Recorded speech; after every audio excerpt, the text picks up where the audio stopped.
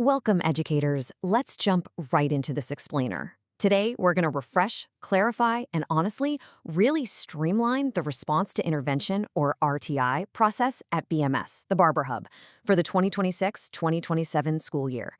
So whether you're brand new to our campus or a total seasoned veteran just looking for the latest updates, this is your definitive guide to exactly how we're going to support our students. We've got a pretty straightforward agenda for you today. We'll start by understanding the RTI framework, then move into the tiered delivery model, how to identify Tier 3 students, essential student accommodations, and finally, wrap up with the updated referral process. The goal here is to make sure you know the what and how, but also the really critical why behind all these interventions. All right, part 1, understanding the RTI framework and its core philosophy. Let's establish exactly what we mean when we talk about RTI as a true problem-solving system, one that literally empowers you in the classroom. So, by definition, RTI is the practice of providing high-quality instruction matched directly to student need, monitoring progress frequently, and using that data to make educational decisions.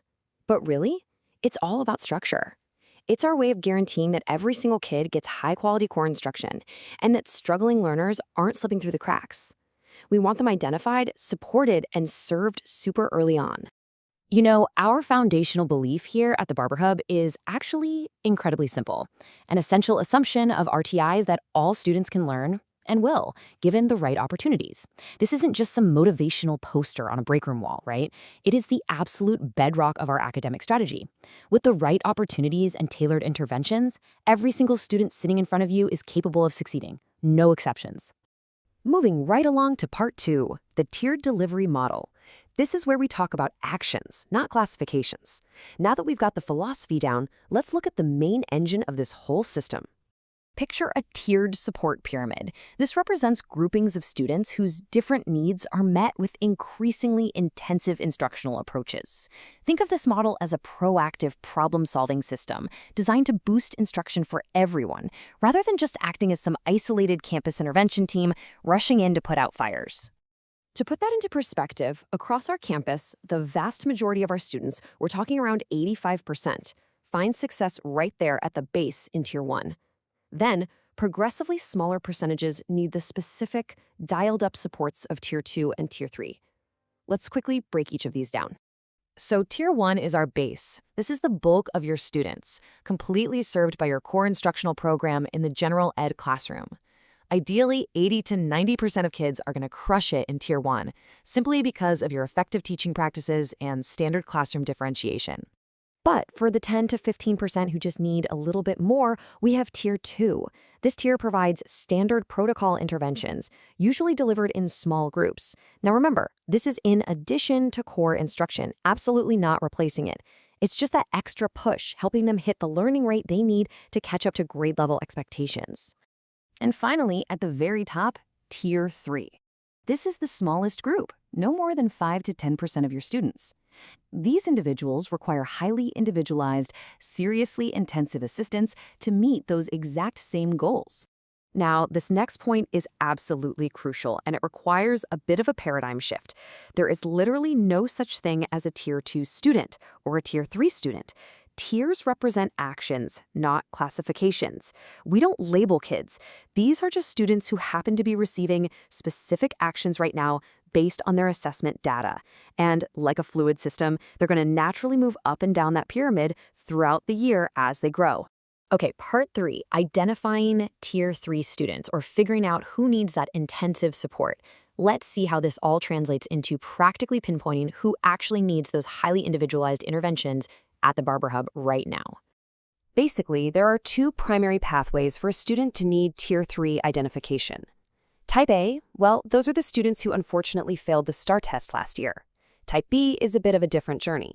These are students where we have a very clear documented data trail showing that they're consistently failing to make progress, even despite our absolute best Tier 2 targeted intervention strategies. Now, you might be thinking to yourself, okay, that makes sense, but how do I actually know if a kid sitting in my second period class today is already receiving this level of support? Fair question, and we've made it incredibly easy for you to find out. It's beautifully simple, honestly. Just check skyward. Any student receiving Tier 3 interventions is going to be clearly marked with a special blue eye indicator right next to their name. That little blue eye is your immediate flag that this kid has specific documented needs that we're actively addressing. Part 4, Essential Student Accommodations. Once we know who these students are, we have to properly implement their approved accommodations in the classroom to truly support them as learners. General classroom accommodations are, of course, highly tailored to the individual. They can be really simple environmental tweaks, like preferential seating, setting up a cool-down spot, or allowing frequent breaks. Or they might be more structural academic supports, things like extra time for tests, gentle reminders to stay on task, or utilizing blank graphic organizers. It's strictly based on whatever that specific kid needs to successfully access the curriculum. Now, when it comes to state assessments, things get strict. We must be very precise with eligibility criteria. Whether it's small group testing, oral administration, or supplemental aids, the recurring theme, the absolute non-negotiable here, is that the student must routinely, independently, and effectively use these exact same supports during daily instruction. Basically, a student cannot suddenly receive a supplemental aid on a big state test if they aren't actively using it in your class every single week. Make sense? All right, we made it to part 5, the updated referral process. Let's put this entire framework into action and walk through the newly updated administrative workflow you're going to use this year. We totally listened to your feedback from last year, and we've streamlined the workflow into 4 distinct, logical steps: referral, tracking, documentation, and the RTI committee meeting. Let's look at how the timeline plays out. Step 1 kicks off when you consult your data and identify a student who really meets the criteria and clearly needs that Tier 3 intervention. You're going to fill out the Google form located right on the BMS Barber Hub Information Hub. But, and this is a really crucial detail, you must wait to submit that form until the referral process officially opens. No jumping the gun on this one. Moving to steps 2 and 3. After you successfully submit that form, the student gets automatically added to the campus tracking spreadsheet so we can monitor things. Following that, you, along with all the other teachers on that student schedule, will receive shared RTI documentation.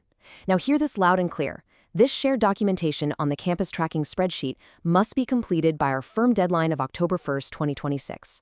Getting this done on time is exactly what gives us a comprehensive 360-degree view of how that student is performing across all their subjects. Lastly, step 4. All of these documents must be completely finalized and submitted at least 1 week prior to the scheduled RTI committee meetings.